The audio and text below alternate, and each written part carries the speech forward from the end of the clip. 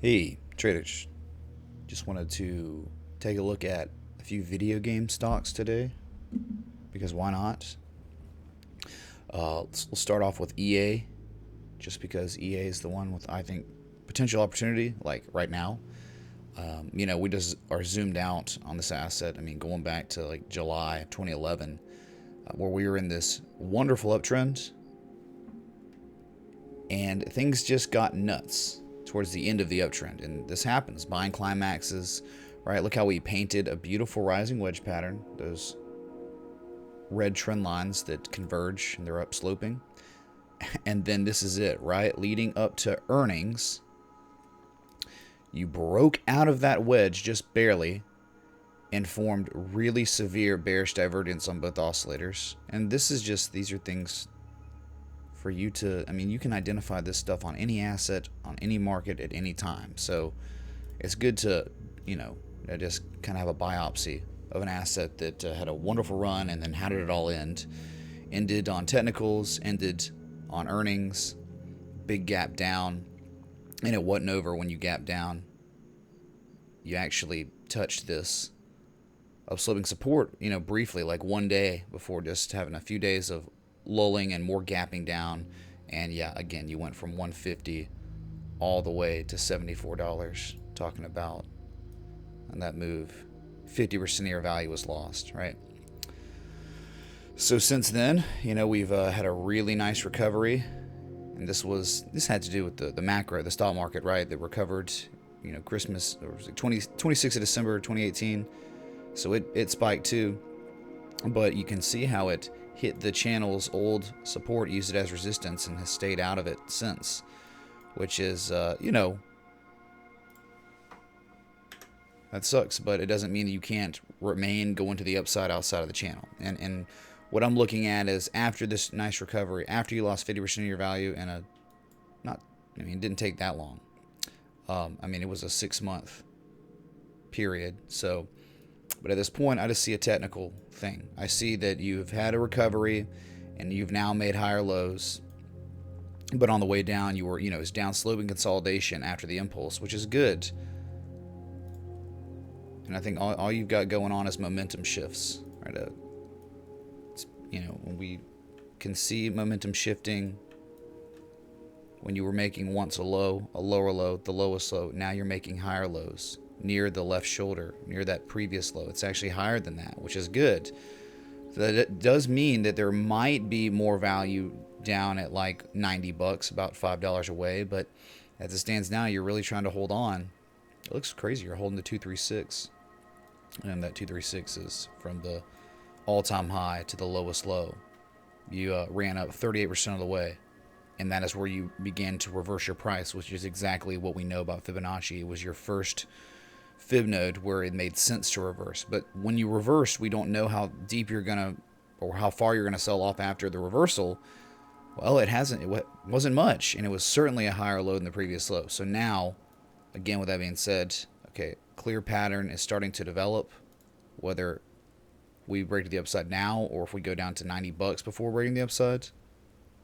You've got a neckline here,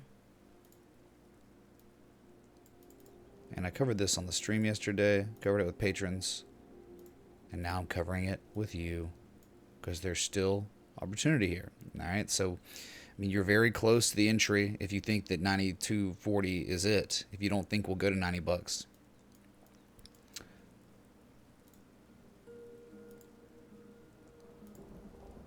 Measure move from the breakout, man. Puts you around $116. There's also a gap fill way up at 127.88. At one point we could fill, and there's another one way up at 142, which, man, that's best case scenario, but 88% retrace. But as it stands now, if this momentum shift was real, you break the neckline, you could have a nice move up. So just simply put,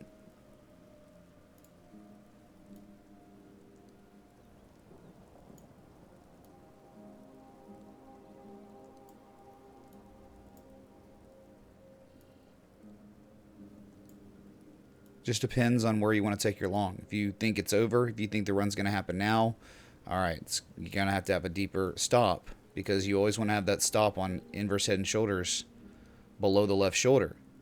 So that left shoulder is like at 89, 84. So you can have yours just slightly below, like 88, 85 or 88, 75 or something like that. And that's it. I mean, look at the reward to risk, 3.62 to 1. So and if you wanted a second target, you could go for the gap fill at 128.68. Where it just looks like this. And you just got to think, I mean, really the macro is going to clearly dictate this price action, I think, in time. You know, the stock market wants to rally to all-time highs and have another boom before the election. Then EA is probably going to have a good time too. And what's happening all next year? In election year. What's also happening? New generation consoles coming out. Talking 8K gaming. It's coming out November, December of next year, 2020.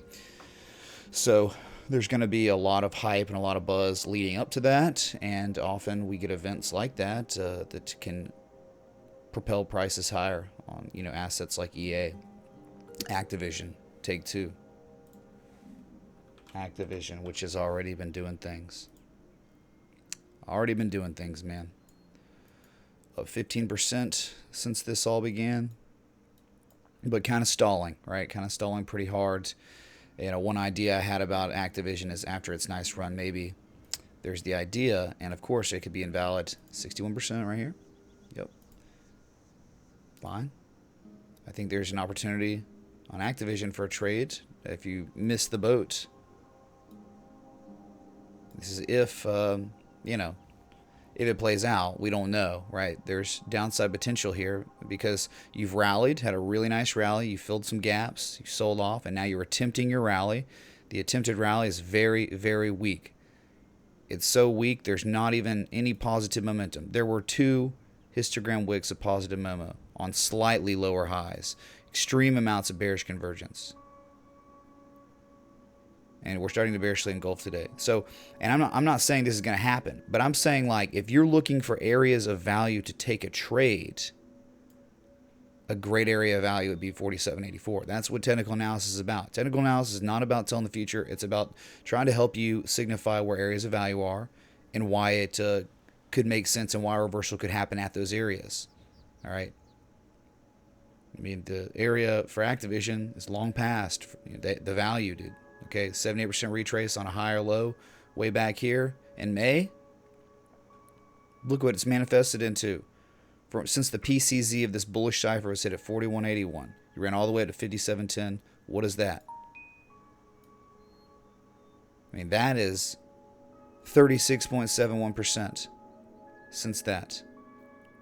You know your harmonics, man. They're wonderful. But maybe another one's being painted right now. So anyway, if Activision was to continue to run, I think the target in time, no matter what, is going to be a gap fill around $62.50.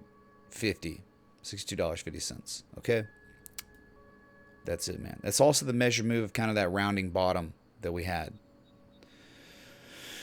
I think the neckline kind of ended up being around $51. Again, lines up perfectly. This thing also lost 50 to 55% of its value in a very short period of time, right, from October to February. Okay, so that's Activision, maybe value down there, but if you're still in the trades from before, we're hoping in time to see 62.50. All right, Take-Two. One I don't look at too much, actually replotted it before the static video. And just showing you kind of what I see, and it's like you had this stupendous run, and now you're correcting. You're in a big correction, and you hit the top of the correction. You up-thrusted through the down-sloping resistance of this channel or downtrend, and now you've run to the 75% trend line of the equidistant channel. I don't know if we're bull flagging. It does seem like where we are, there is definitely more downside potential. Lots of it, you can see. And I don't know if this is considered a flag or not, man. I really don't. You know, this is the one where it had probably the best run of the video game stocks from February to now, from February to August of this year. So it's gone like straight up, like almost no stopping for a long time. And so now it's starting to correct a little bit. Will it break to the upside and break $140, pretty much its all-time high at $140? So this one's not near as clear on where value is. Harmonics, I don't see a harmonic really. We could use Fibonacci to help us see discernible value from the low to high.